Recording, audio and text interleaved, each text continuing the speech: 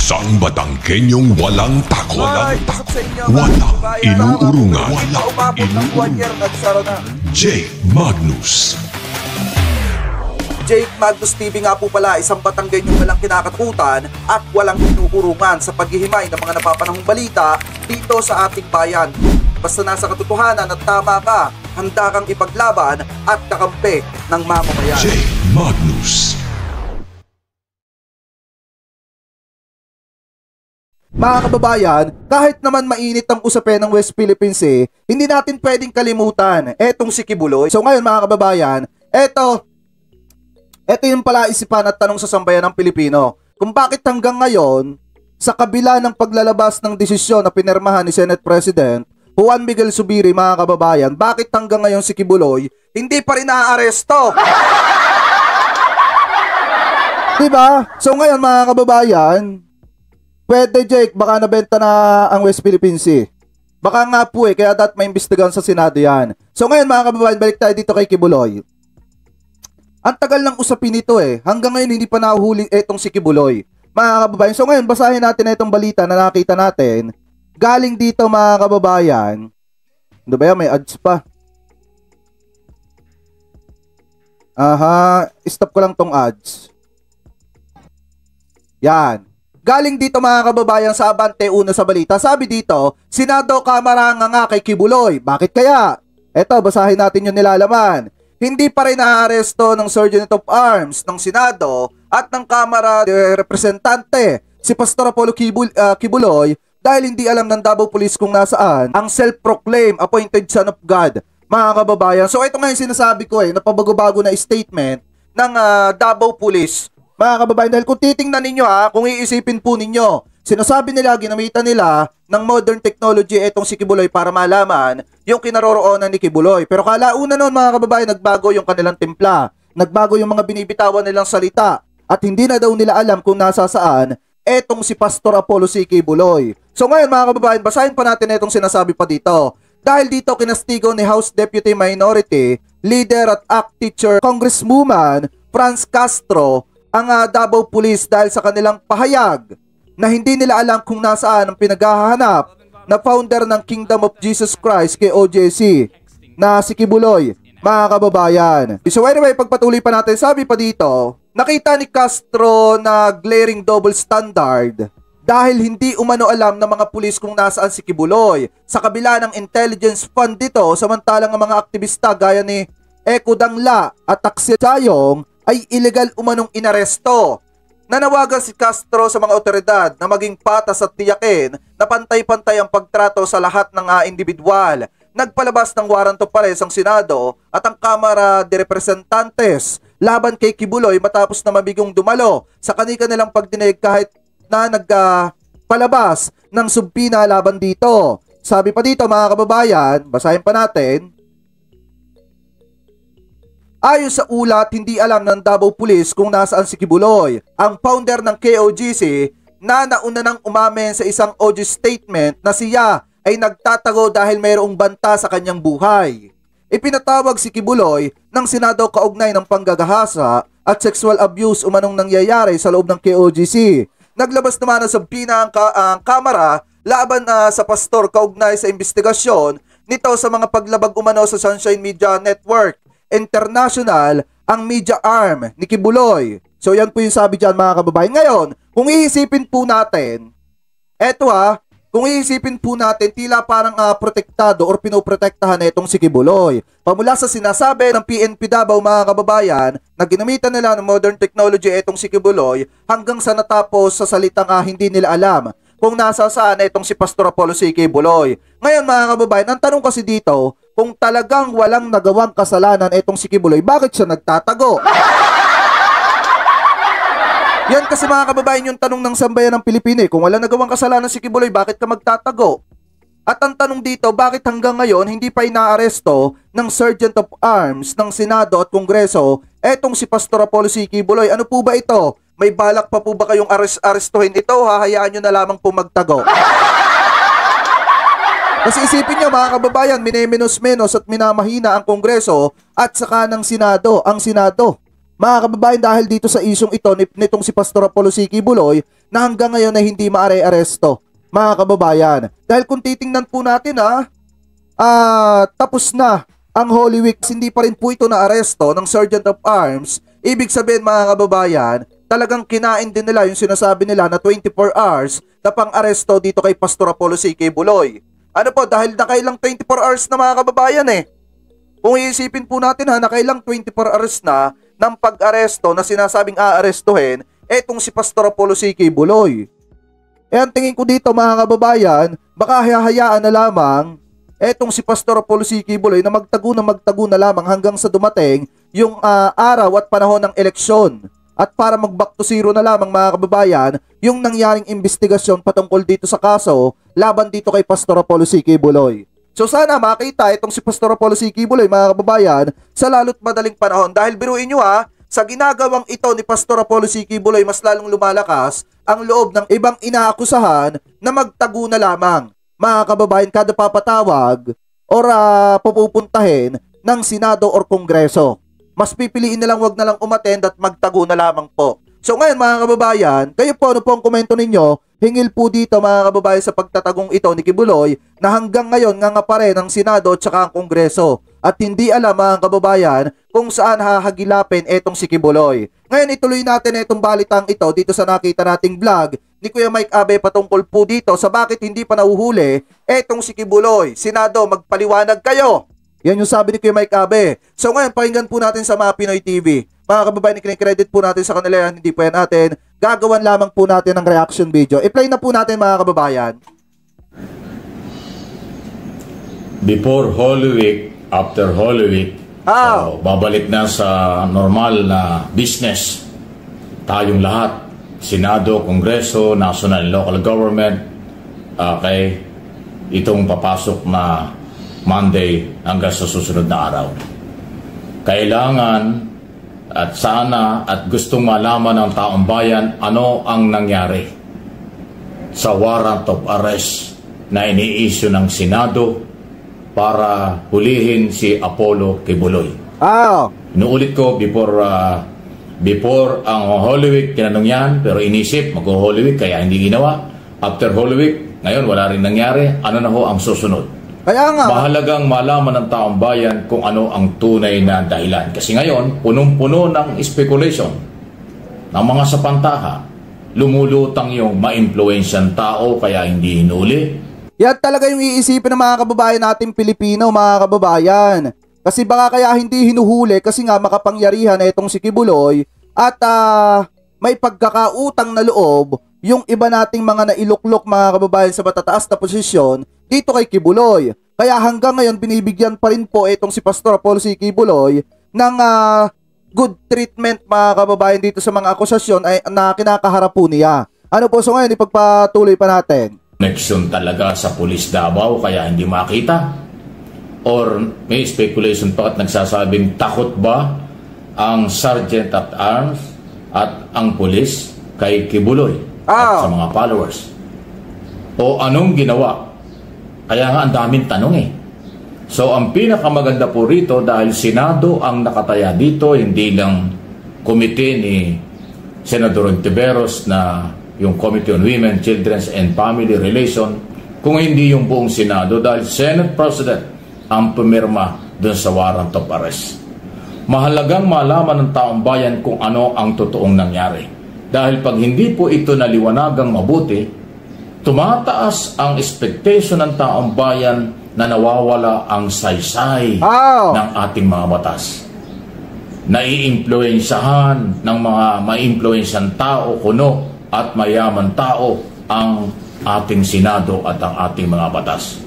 At ang isang kinababahala ko bilang Pilipino, bilang mamamahayag, bilang vlogger na rin po sa aking mga channel at maging programa ko sa telebisyon, araw-araw, mahirap pag nawala ng tuluyan ng tiwala ng taong bayan sa ating mga kinaukulan at sa ating mga batas.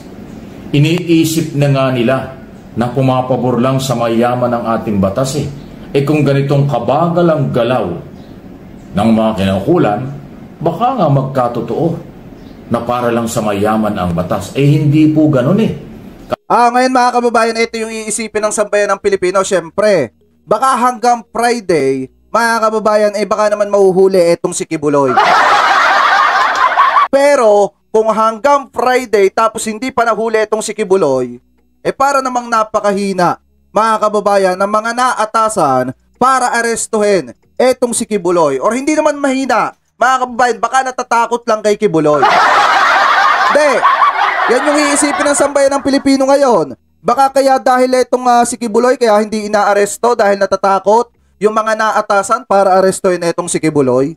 Di dapat baka panahon na para utusan ng Senado at ng Kongreso yung magigiting nating sundalo para puntahan at hanapin at arestuhin itong si Kibuloy. Para pagpapanagutin mga kababayan or mapakinggan yung kanyang panig sa usapin or mga akusasyon laban sa kanya. So ngayon ipagpatuloy pa natin. Kasi ang lahat ng batas, mula sa national law, local law, pantay-pantayan. No one is above the law. Tama! Kaya please, Senador Subire at Senador Ontiveros, gawan nyo ang paraan kung paano maliwanagan at nang hindi masira ang taong bayan o masira kayo sa taong bayan at mawala ng tiwala ang taong bayan sa proseso. Kasi alam naman natin, kahit na sinasabi ng kabilang kampo na ang Senado ay wala sa proseso, kanilang interpretation nyo, kahit mali yun. Mali talaga yun. Dahil alam ko at naniniwala ako, mayroong authority ang Philippine Congress, Senate at Senado at Kongreso sa in aid of legislation. Hanggang sa magparating, maglabas ng warrant of arrest kung wala talagang dumarating sa mga invitation at summon at iba pa. Tama po yan eh. Yan ang gusto malaman ng tao. Ginawa nyo, kaya ba ninyong pangatawanan? O ginawa nyo, natapos napapalamig lang tayo sa nangyayari? Para dun sa mga followers ni Kibuloy, hindi siya iniimbitahan bilang guilty. Hindi siya pinukukulong dahil siya ay guilty dun sa akusasyon. Siya ay ipakukulong ng Senado dahil sa kawalan ng respeto at hindi pagsunod sa mga batas sa Senado at rules ng Senado. Yun. Yung issue ng sexual harassment at iba pa, nasa korte na yan. Diyan ang labanan. Although mayroong complainant before committee na mga di umanig biktima. Pero ang malinaw kung kaya siya ay dapat makulong o siya huhulihin ay dahil nga sa hindi niya pagrespeto sa ating mga senador at pinagtanggol pa ng ibang senador. Kasi pag hindi ito naliwanagan sa taong bayan kung ano ang tunay na dahilan, bakit hindi naaaresto? Napakalinaw po doon sa order, 24 hours lang eh. Ano ngayon, 2 linggo na halos. O walang nangyari. Pero inyo mga kababayan yung 24 hours naging 2 weeks. Ano ba to? Yung pag-aresto ba kay Kibuloy? Ano ba yan? Delay tactic ba yan, ha? Delay tactic ba yan? Pinatatagal ang pag-aresto kay Kibuloy para magkaroon ng pagkakataon na itong si Kibuloy para makatagot makatakas. Pagpatuloy pa natin. Ayaw hulihin or dahil may influensya kaya hindi nahuhuli, ipakita ng Senado. Nandyan ang security ng Senado, Sergeant at Arms, yung tinatawag na OSA at PNP.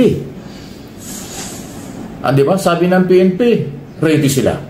Nung magkaroon ng warrant of arrest, sabi nila, mag-i-escort lang sila sa Senado. Hindi sila mag-i-implement. Senado mag-i-implement. Ano nga ba talaga ang totoo dyan?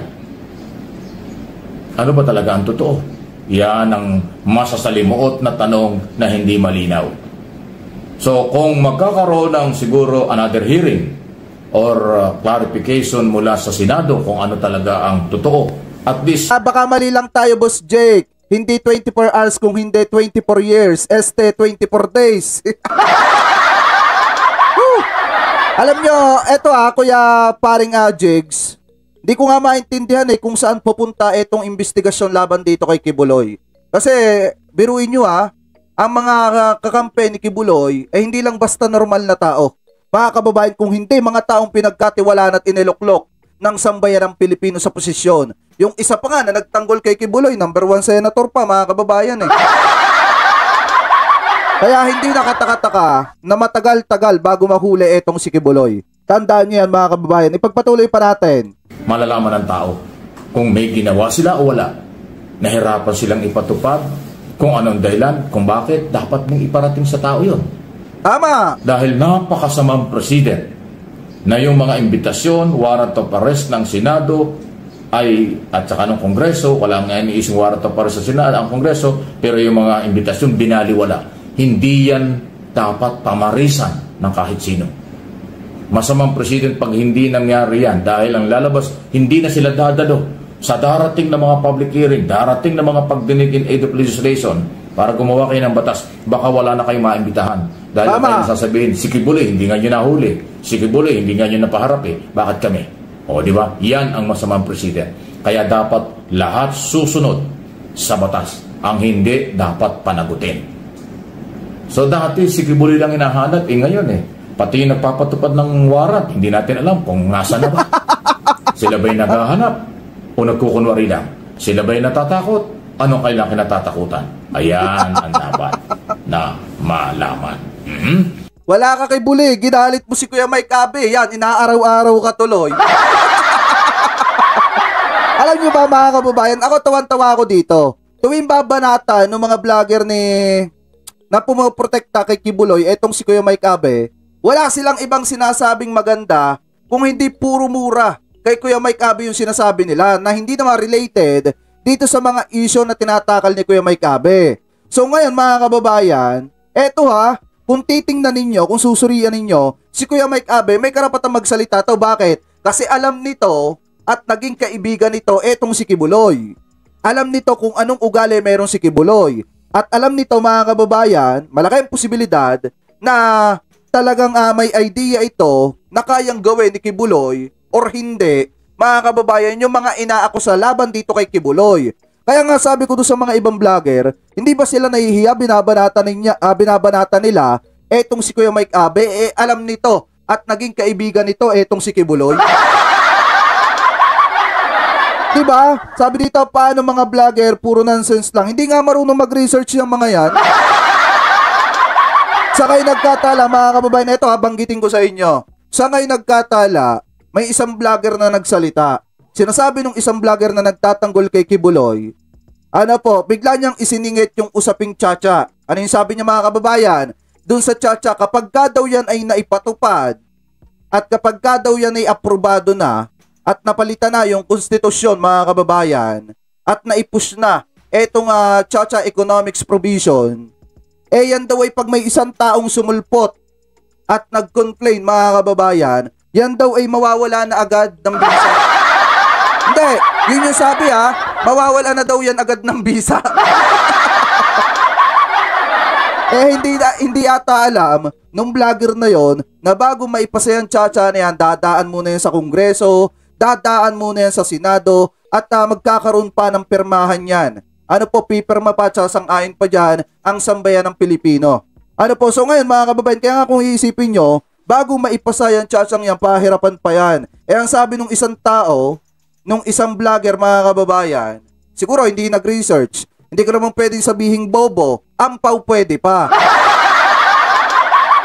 At siguro mga kababayan, bagito, bata pa pagdating dito sa political vlogging, dapat pagka mga katulad kong bata, bagito mga kababayan, dito sa political vlogging, dapat marunong ka masipag ka mag-research about sa mga bagay-bagay. At kung nagkukulang ka, mag-research ka uli at punan mo yung pagkukulang mo. Pero yung isang tao, sasabihin, pag may sumulpot daw na isang tao at inireklamo yung tsa-tsa, yan daw mawawala na agad ng napakabilis. Anyway, mga kababayan, ipagpatuloy pa natin. Dahil tayo papasok na pagdating ng June sa pangatlong taon na ng kasalukuyang administrasyon, dapat may malaki na mga pagbabago. Hindi lang sa ekonomiya, hindi lang sa seguridad, kung hindi sa pagpapatupad ng ating mga batas. Kasi napakalaki ng gastos ng taong bayan sa Senado at Kongreso. Bilyon-bilyon taon-taon ang ginagastos yan ng taong bayan para sa paggawa ng batas, pagpapatibay ng batas. Tapos pag ang batas pinapatupad, hindi naman maramdaman ang mahihirap.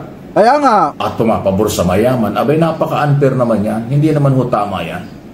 Kaya tayo hindi muunlad, kaya tayo pinagtatawanan ng malaking mga bansa kasi nga tayo lang ang ganyan. Only in the Philippines. Sa ibang bansa, sabi ni AJDC, parang tumututol sa kasal. Kaya nga, yun yung sabi ng isang vlogger pag daw naipasa yung Chacha Economics Provision, mga kababayan, pag may dumating daw na isang tao at sinabing, itigil yan, Chacha! Eh, mawawala na daw agad. Anyway, pagpatuloy pa natin.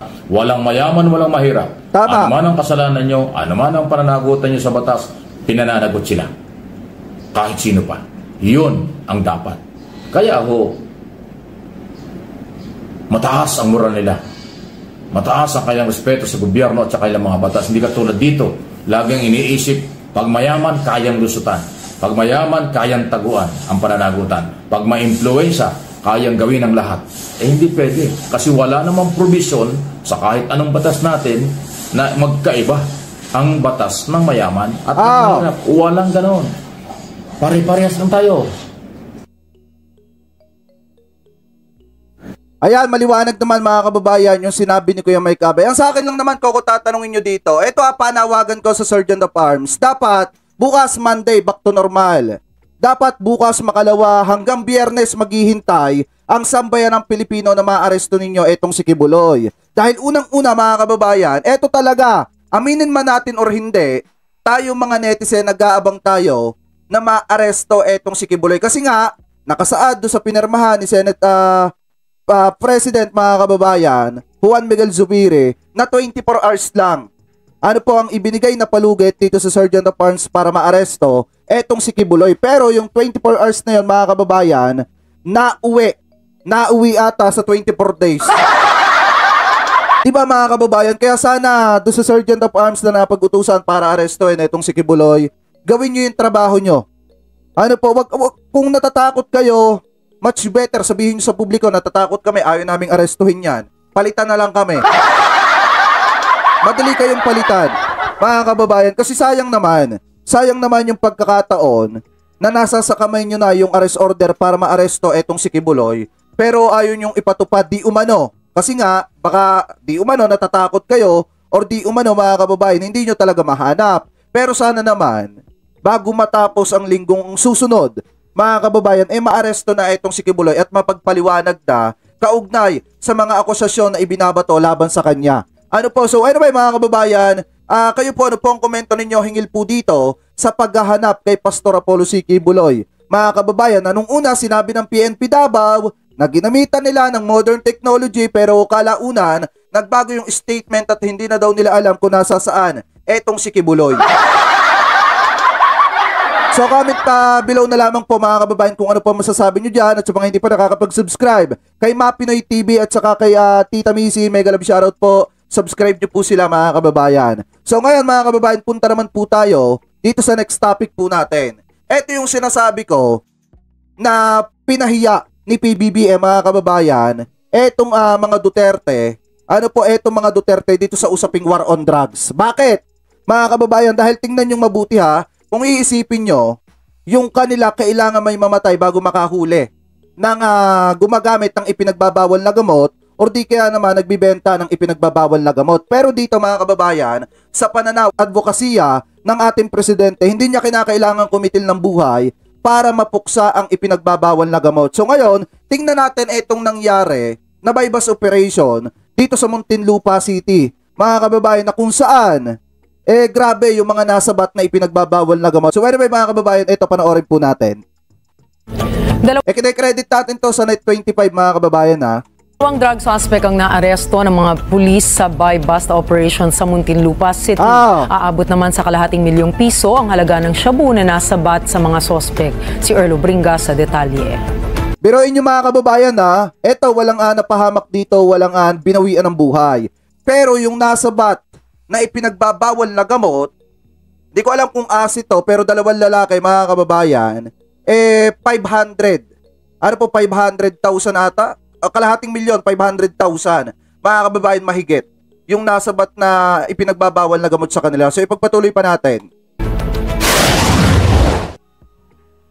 Dalawang magkasunod na bypass operation ang ikinasal ng Muntinlupa City PNP sa kasagsagan ng bagbabakasyon ng karamihan.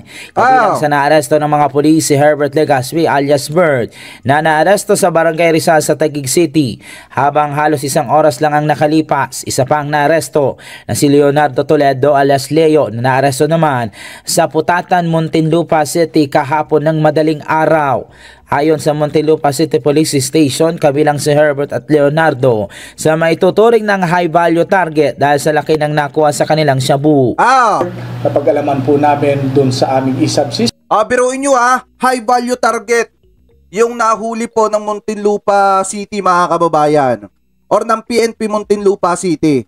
Biruin nyo dahil nga nasa kalahating milyon yung nasabat nila na ipinagbabawal na gamot dito sa dalawang lalaki na naaresto pero hindi binawian ng buhay. Mga kababayan, unlike dun sa mga naiitumba sa war on drugs na pamamaraan ng mga Duterte mga kababayan na talagang mga maliliit lang. Mga maliliit lang yung amount na nakukuha at hindi nga natin alam mga kababayan kung talaga bang nanlaban yon. Kasi ang balita ko mga kababayan parang nagrereklamo po ata ang Commission and Human Rights sa ginagawa na pag-announce ni dating nitong si Mayor Baste ng Davao mga kababayan na kung saan nasundan na ng napakaraming tao agad na binawian ng buhay. So ngayon kung makikita ninyo, itong advokasya ng ating presidente, yung lumaban kontra droga mga kababayan ng walang namamatay or walang binabawian ng buhay, talagang napakaganda nung kinakalabasan. Bakit? Kasi lagi mga high value, yung mga nahuhuli na mga drug pusher, drug addict, mga kababayan. Hindi yung mga pocho-pocho lang na kapag ka nahuli, biglang natutumba. Biglang binabawian ng buhay. Dahil kita nyo mga kababayan ang target ng ating gobyerno, yung talagang mismong mga ugat Hindi yung mga bunga lang or mga dahon lang. Yung mismong ugat talaga at pinagmumula ng problema sa ipinagbabawal na gamot. So ngayon, ipagpatuloy pa natin. System dun sa investigation solution, automatic verification system, na si AKA Bert po ay may previous record. Section 5 and Section 11 under 9165 po noong January 6, 2017. Posible anya ang ginawang operasyon ng mga ito ay inakala nilang walang mga pulis na nag-ooperate. Kaya dito sila nagkaroon ng pagkakataon na isagawang transaksyon. Ating mga operatiba ay mas lalong nakafocus sa mga ganitong oras at pagkakataon. Kung titingnan ninyo, alas 2 ng madaling araw and 3:30 ng madaling araw. So siguro sa palagay nila nagiging kampante sila. Dito po sa Muntinlupa City Police Station wala pong holiday. Wala pong special day. Tuloy-tuloy po ang trabaho ng pulis. At mananatili po tayo sa ating sinumpaan tungkulin na kung kayo'y holiday, kami po naman ay full alert. At tinutuloy po at ginagawa pa rin po namin yung aming trabaho bilang mga pulis. Aabot naman sa 25 grams ng shabu na nagkakahalaga ng 170,000 pesos ang nasabat mula kay Herbert, habang aabot naman sa 341 grams at nagkakahalaga ng 346,000 pesos ang nasabat naman kay Leonardo.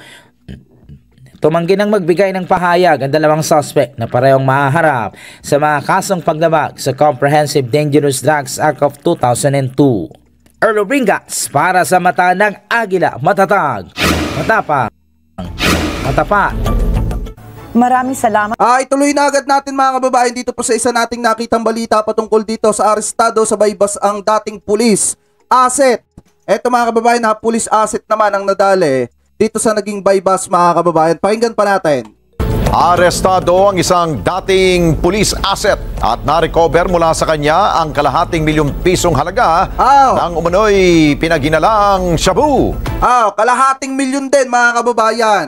Yung pinag-usapan natin kanina, kalahating milyon. Eto, kalahating milyon din. Pero hindi siya binawian ng buhay. Ngayon mga kababayan, hindi pocho-pocho yung inaano ng ating gobyerno yung ugat talaga.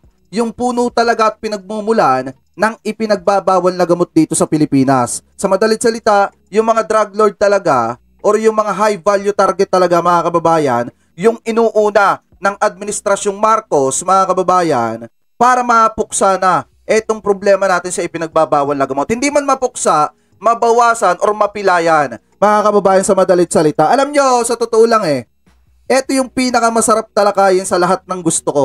mga kababayan, sa lahat ng tinatalakay ko, ito yung pinakagusto ko talaga. Alam niyo kung bakit? Kasi maraming mga umiiyak dito na mga panatiko nung kabila. Bakit? Kasi nga naman mga kababayan, pagka usaping war on drugs, ang nakikita lang nila na malimit na naiitumba or binabawian ng buhay, worth 27, 30,000, 40,000, 100,000, pinakamataas na nga ata yun eh. Pero ito mga kababayan, kalahating milyon. Ang pinag-uusapan natin dito, kalahating milyon. Yung mga nahuhuli na nagbibenta ng ipinagbabawal na gamot or nag-handle ng ipinagbabawal na gamot. So anyway, pagpatuloy pa natin. Report mula kay Jim Tejano. Kalaboso ang 44 na taong gulang na lalaking ito. Makarang ikasa ng QCPD Batasan Police ang bypass operation sa Commonwealth Quezon City. Ang suspect, dating police asset pero kumabilang bakod na. Ibig sabihin, kung dati tagaturo ng umanitulak ng droga, ngayon, siya na ang mismong pasimuno.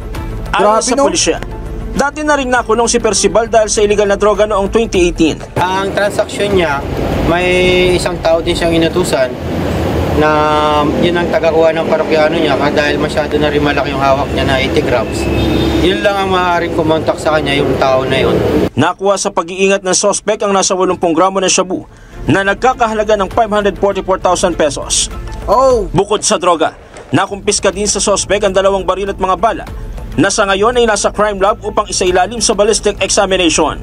Yung baril na nakuha namin sa kanya during bypass operation, yun daw ay yung 2 baril na yun is palit dun sa remittance o yung pera na nawala dun sa pinagbenta na droga ng mga tao niya. Karaniwang nag-ooperate ang suspect sa Old Balara at Batasan, Quezon City. Ayon pa sa pulisya, unang naaresto ang ama ng suspect dahil sa pagbebenta ng illegal na droga. Nang maaresto, inilaglag ang sariling anak. Aminado naman ang suspect sa pagbebenta ng illegal na droga. Pero depensa nito, hindi po sa akin lahat yun dahil sa papa po ng asawa ko. Maging ang ito yung nakakalungkot dito mga kababayan eh, mag-ama yung naglalaglagan. Ano po, nilalaglag nung ama yung kanyang anak and then inilaglag nung kanyang anak yung kanyang ama. Pero wala tayong magagawa mga kababayan kasi nagkamali sila eh, nagkasala sila. Nagbibenta sila ng ipinagbabawal na gamot ng napakalaki pa ng halaga hinahawakan nila mga kababayan. Ibig sabihin, hindi lang sila basta-basta pusher. Kung hindi mga kababayan, high value target din sila. Kasi nga kalahating milyon mahigit yung hawak nila na ipinagbabawal na gamot. So anyway, pagpatuloy pa natin. Kaya ko itinataas siya mga kababayan kasi bawal ipakita yun sa YouTube. Nakuha ang baril hindi raw sa kanya. Sir, may mga nakuha daw baril sa'yo. Ano yun? Sa papa po nga sa ako. Mahaharap sa kasong paglabag sa Anti-Illegal Drugs Act at paglabag sa RA 10591 o possession of firearms ang suspect. Jim Tejano, para sa mata ng Agila, matatag, matapang, matapat. Maraming salamat sa inyo pong So napakaliwanag naman dyan mga kababayan na yung ginagawa ng Administrasyong Marcos ngayon, pinupuksa din nila at pinagtutuunan din nila ang laban kontra droga mga kababayan, pero walang binabawian ng buhay. Or kung may binawian man ng buhay mga kababayan, yun na talaga yung tunay na nanlaban at makikita ninyong kahit yung pulis ay sugatan mga kababayan. Pero eto ay malayong malayo dun sa ginagawa na war on drugs ng dating Administrasyong Duterte na kung saan mga kababayan ang mismong nakikita lang natin na bubulagta at tumutumba mga kababayan sa mga kalsada yung mga katulad nating pobre.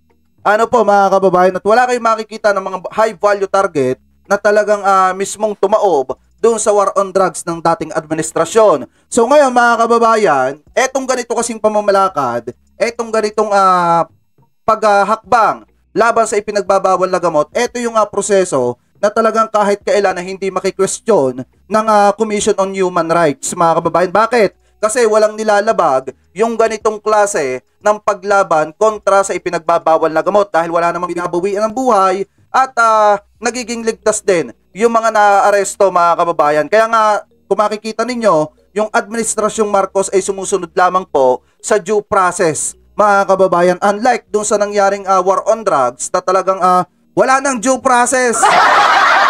Going to hell.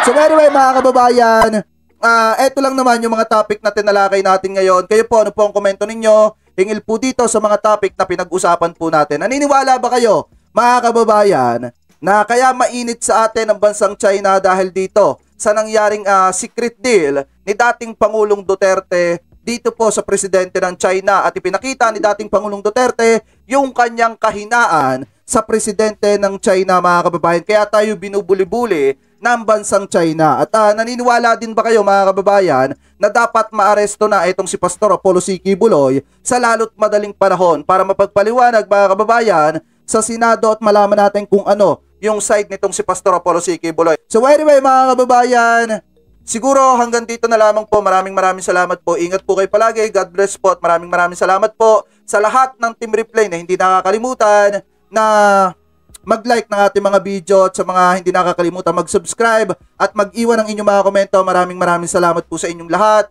Ingat din po sa lahat ng Team Replay. Thank you sa inyong lahat. At maraming salamat sa mga hindi nag-i-skip ng ating mga ads. Thank you po. Ingat po kayo palagi. God bless po.